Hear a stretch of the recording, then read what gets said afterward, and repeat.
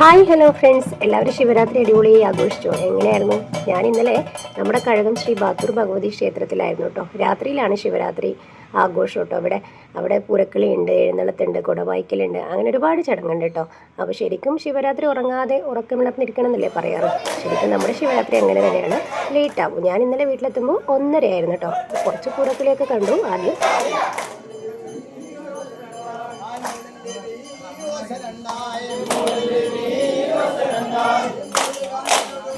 പിന്നെ നേരെ പോയത് നമ്മുടെ പ്രസാദം ഉണ്ടാക്കുന്ന സ്ഥലത്താണ് കേട്ടോ. തണ്ണിലാമൃത് കഴിപ്പിച്ചാൽ കിട്ടുന്നത് ഉണ്ണിയപ്പാണ്. ആ ഉണ്ണിയപ്പാണ് ഇവിടെ ഉണ്ടാക്കുന്നത് കേട്ടോ. അമ്പലത്തിനകത്തേക്ക് വെക്കുന്ന ഉണ്ണിയപ്പമൊക്കെ നേരത്തെ ഉണ്ടാക്കി കഴിഞ്ഞു. അത് സ്ഥാനികരും ബാല്യക്കാരൊക്കെ ചേർന്നാണ് ഉണ്ടാക്കുന്നത്. ഇതിവിടെ എല്ലാവർക്കും കൊടുക്കാൻ വേണ്ടിയിട്ടുള്ള ഉണ്ണിയപ്പാട്ടോ തയ്യാറാക്കുന്നത്. ഇത് മാതൃസമിതിയും അല്ലാതെ പുരുഷന്മാരൊക്കെ ചേർന്നുണ്ടാക്കും. ഇവിടെ തകൃതിയായ അപ്പം ചുടുന്നതാണ് കേട്ടോ. അപ്പം ഞാനും അവരോടൊപ്പം കൂടി കുറച്ച് ഹെൽപ്പൊക്കെ ചെയ്തു. ഇവർ നേരത്തെ അപ്പം ചുടുന്നുണ്ട് കേട്ടോ. ഒരുപാട് അപ്പം ചുടാനുണ്ട്. അപ്പോൾ നേരത്തെ തീ കൊണ്ട് ആകെ ക്ഷീണിച്ചിരിക്കുന്നവരാണ് ഇവരൊക്കെ. ഞാനിപ്പോൾ വന്നൊന്ന് ജസ്റ്റ് ഒന്ന് ഹെൽപ്പ് ചെയ്തതേ ഉള്ളൂ കേട്ടോ. പിന്നെ അങ്ങനെ നമ്മളൊക്കെ തമാശയൊക്കെ പറഞ്ഞ് കുറച്ച് കാര്യങ്ങളൊക്കെ ഇങ്ങനെ പറഞ്ഞ് അപ്പം ചുട്ടുകൊണ്ടിരിക്കുകയാണ്. അപ്പോഴത്തേക്കും എഴുന്നള്ളത്തായിട്ടോ. എഴുന്നള്ളത്താകുമ്പോഴത്തേക്കും അപ്പമൊക്കെ ചുട്ട് കഴിഞ്ഞിട്ടുണ്ടായിരുന്നു. അപ്പോൾ പിന്നെ എല്ലാവരും നേരെ എഴുന്നള്ളത്തിൻ്റെ അടുത്തേക്ക് പോയി.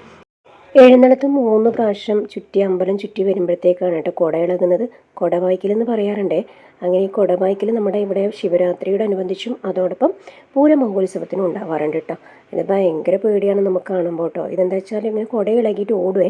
ഇങ്ങനെ ഓടി കാവിനകത്തേക്ക് പോയി കഴിഞ്ഞാൽ പിന്നെ അവരെ നമുക്ക് തിരിച്ചു കിട്ടില്ല എന്നാണ് പറയാറുള്ളത്. അങ്ങനെ ഓടിപ്പോകാൻ വിടില്ല. അപ്പോഴത്തേക്കന്നെ ബാല്യക്കാരൊക്കെ പിടിച്ചു നിർത്തിക്കും കേട്ടോ. അങ്ങനെയാണ് ഓരോ ചടങ്ങുകളെ. നിങ്ങളുടെ നാട്ടിൽ ഇതുപോലുള്ള ചടങ്ങുകളൊക്കെ ഉണ്ടോ? ഉണ്ടെങ്കിൽ ഒന്ന് കമൻറ്റ് ചെയ്യണേ. അതുപോലെ വെളിച്ചപ്പാടിച്ചനും ഉണ്ടാവും. പിന്നെ വെളിച്ചപ്പാടിച്ചന് നമ്മുടെ അമ്പലത്തിലെ കാര്യങ്ങളും തറവാട്ടിലെ കാര്യങ്ങളൊക്കെ ഉരിയാടി എല്ലാവർക്കും മഞ്ഞൾ പ്രസാദം നൽകി അനുഗ്രഹിച്ചു വിടും കേട്ടോ. പിന്നെ ഏകദേശം ചടങ്ങൊക്കെ കഴിഞ്ഞു. അതിനുശേഷം പ്രസാദം കൊടുക്കും. പ്രസാദം കൊടുക്കുന്നതോടെ 12 മണിയൊക്കെ കഴിയും കേട്ടോ.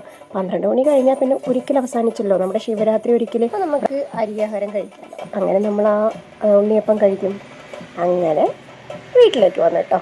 വീട്ടിലെത്തുമ്പോഴത്തേക്ക് 1:30 ആയി. അപ്പോൾ നമ്മുടെ ശിവരാത്രി ഇന്ന് അടിപൊളിയായിരുന്നു. കുടുംബക്കാരും നാട്ടുകാരൊക്കെയുമായിട്ട് നമ്മുടെ കഴകത്തിൽ. അപ്പോൾ എല്ലാവരും അടിപൊളിയായി ആഘോഷിച്ചു വിചാരിക്കുന്നു. മറ്റൊരു വീഡിയോ ആയിട്ട് വീണ്ടും കാണാം. ബൈ.